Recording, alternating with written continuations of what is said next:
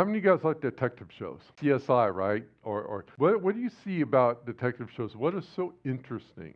Tammy and I love to do probably what you guys love to do is we like whodunits, we like mysteries, not just the murder mysteries, but even the conspiracy ones where we're trying to figure out ahead of time, right? And isn't it great when I figured out? We high five one another like, yeah, that's right, or Tammy got it, like, good job. It's really fun because it's almost like a game.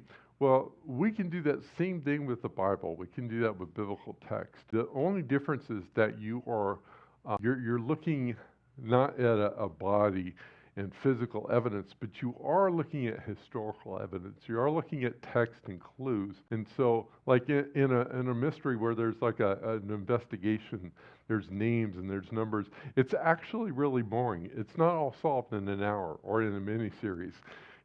That makes it all exciting because there's all the shooting and movement and look at this. But you don't realize that there's hours and hours and hours of scouring over all this text to find these clues. It's a little bit kind of like Bible study, but we have tools that help us to do it faster. So I'm going to show you one of those tools. And again, we're not even starting with books. I'm just going to give you 6 questions that you can ask every time you go to the Bible. This is called hermeneutics.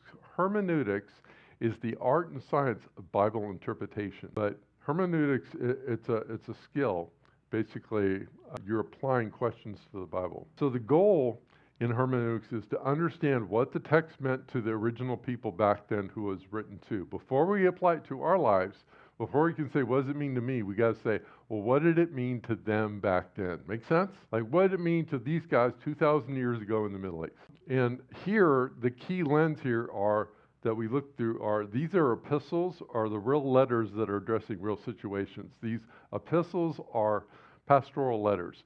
So here's one thing is how many of you guys know what the genre of this is? There's different genres in the Bible. There's poetry, there's history, there's epistles, yes, or pastoral letters, right? This is a genre of the Bible. Now, and that genre of the Bible determines the rules that we're going to use to interpret it, right?